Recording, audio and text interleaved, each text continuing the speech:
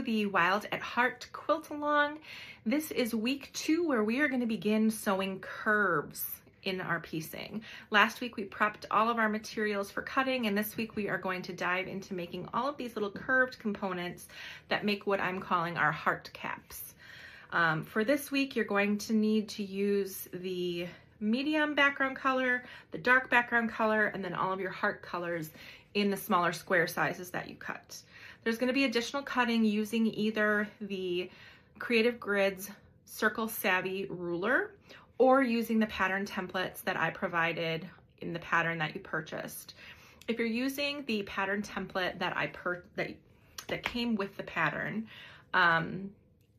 you can cut these out of paper and use that to cut carefully.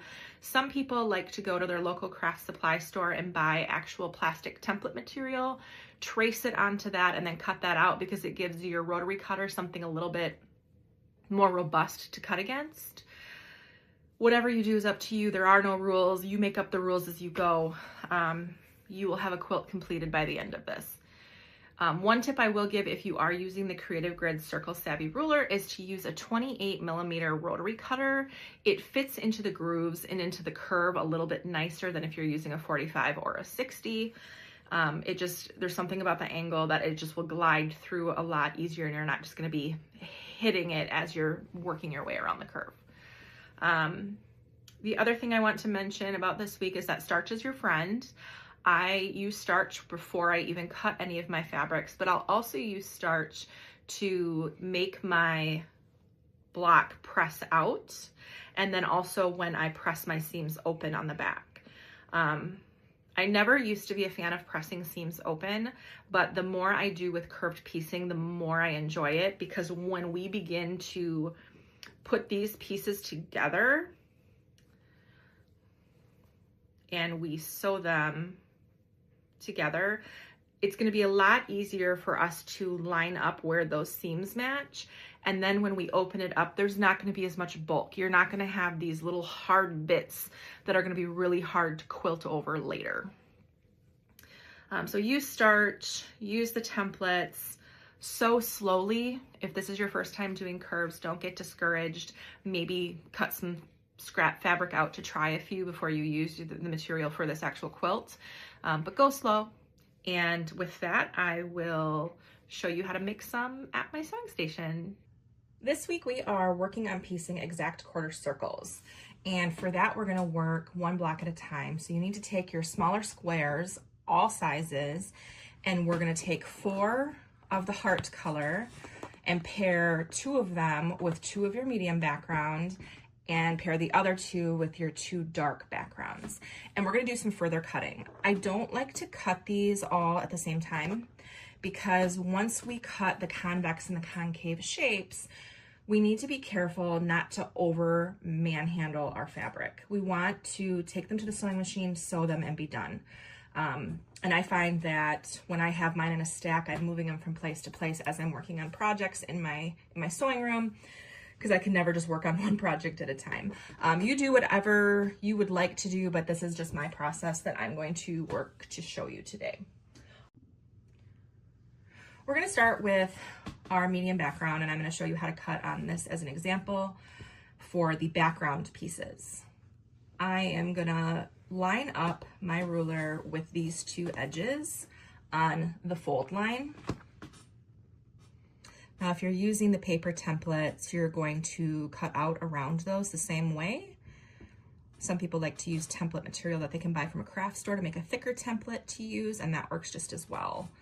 But for the purposes of this video, I'm gonna be using the non-slip Circle Savvy ruler by Creative Grids. All right, so I have lined it up along the fold line. Now I am going to cut in slot number 7, and I'm gonna use a 28mm rotary cutter.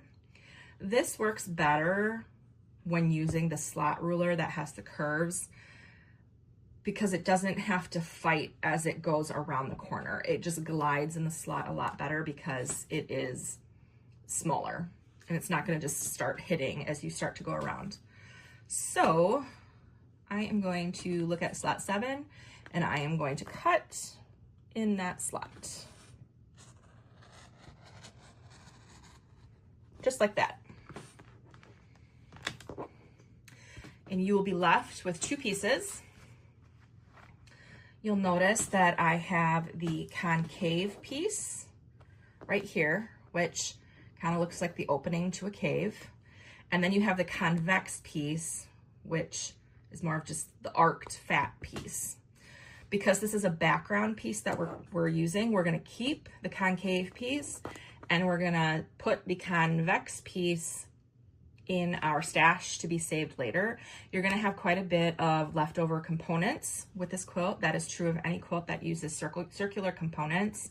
But I do like to save these because you can put them together and make them into a cute accent pillow for your project, or you could make a tote bag. There's always a use that you can use these for. So I'm gonna set this aside and I'm gonna do that same process for all of my background pieces. Now we're gonna continue with our heart colors and we're gonna apply the same logic. We're gonna align on the fold line.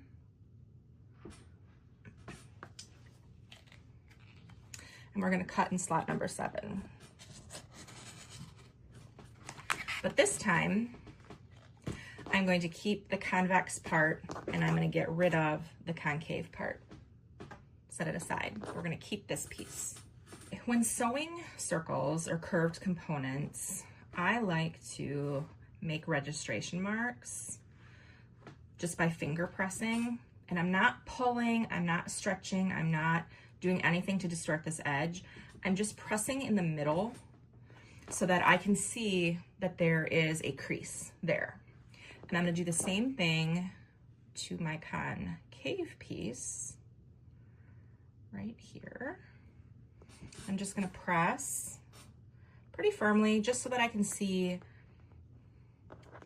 that piece. So when you hold these together, you get the registration mark that goes straight through. Typically, when we would sew a half square triangle, which is kind of what this is, we would just put right sides together and sew. But you'll notice when we do that, how am I gonna connect these? Like, they don't fit together. What happens is when you go to your sewing machine,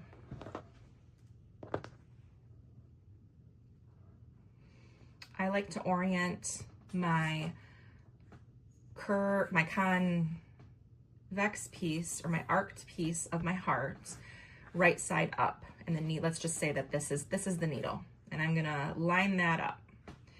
What you do with the concave piece is you put it right sides together and you rotate 90. So it's gonna look like this when you go to your sewing machine. And you're like, what am I doing? This doesn't make any sense. I hate pinning, so I don't pin. I like to break a lot of rules. I don't think there are quilt police that exist. Some people will pin the center mark.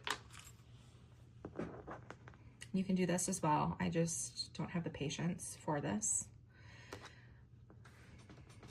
And rotate this around. And there is a little bit of play here. And you'll notice that you're gonna say, Lindsay, I'm gonna get puckers. You're not gonna get puckers because when the play of the fabric, when this flips open and you press it, those are gonna work themselves out. I also am of the feeling that these don't have to line up perfectly because these are oversized. You're gonna trim these down a little bit. Not a ton, but there is a little bit of trimming that we're gonna do so that you've got a little bit of wiggle room. I'll show you what I mean. So I am here at my sewing machine and using the pin method, you can begin to align these together.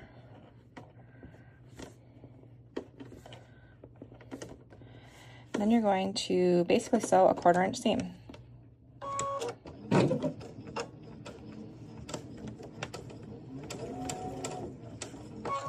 And you're gonna stop, you're just gonna go slow. The key to this is to actually go super slow. And you're just gonna kind of manipulate it so it lays a little flatter, go a couple more stitches. You're gonna pull this in a little bit. And it's gonna start to do this kind of wavy thing over here, but if you'll look where my my fingers are covering it up, it's laying very flat. So you're just gonna go, you're like, oh no, I'm gonna create a pucker. So then you do a little bit of adjusting. You just keep following that 1/4 inch all the way around.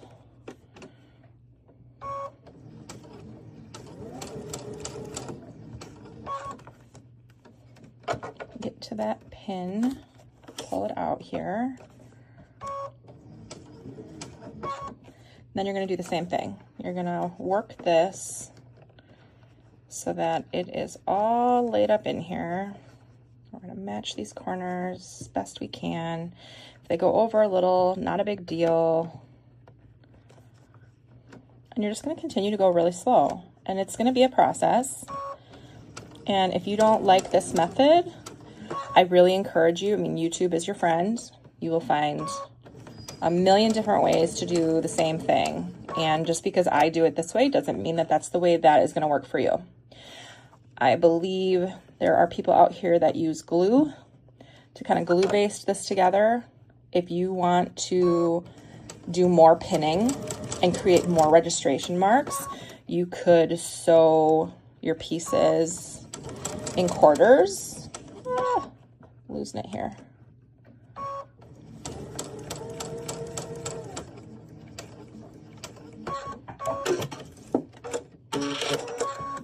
So it's going to look like this when you get done.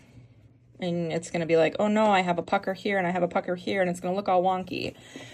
When you straighten it out, it is going to have these pieces where you're going to be a little bit afraid that you're going to have puckers in your quilts. I promise you that when we press this, those are going to straighten out and you're not even going to notice. You'll notice on mine here, mine didn't match up perfectly. I'm going to lop it off and I'm going to trim it up and square it up so it's not going to matter. Same thing on this one. Okay, we're over at my side table, which doubles as my ironing surface. And what we're going to do is we are going to just finger press this somewhat open, and then we are going to grab our iron, which mine is on high heat. I am not using any steam, and I am just going to press.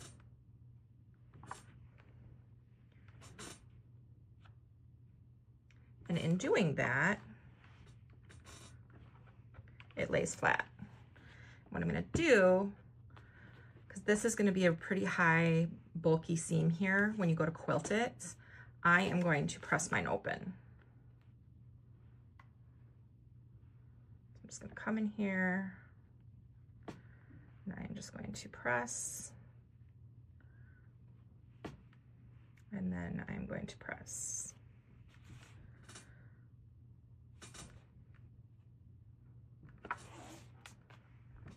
And you're gonna be like, Lindsay, that doesn't look square. That looks really awful. And I'm gonna say, I agree with you. But you know what fixes that? Squaring things up. So we are going to square this guy up to 3.5 by 3.5 inches. And I'm going to do that keeping my colored part of my quarter circle as my reference, basically. So I am going to line him up on my mat, and I'm going to cut straight along the side.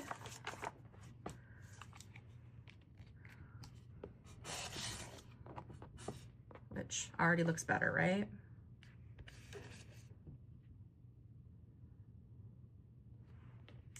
So 3.5 puts me right about here. You'll notice that gives me about 1/4 inch of a seam to work with, which is great. And then I'm going to rotate my mat. I'm going to do the same thing. I'm going to use my heart color, my pink, as my control point. And this is 3.5. I'm going to cut, and I am left with my quarter circle. Now we need to continue to do that to the rest of the exact quarter circles for this week. And with that, you have now learned how to sew a curve. So go to your sewing machine, be wild, sew something pretty, and I'll see you next week.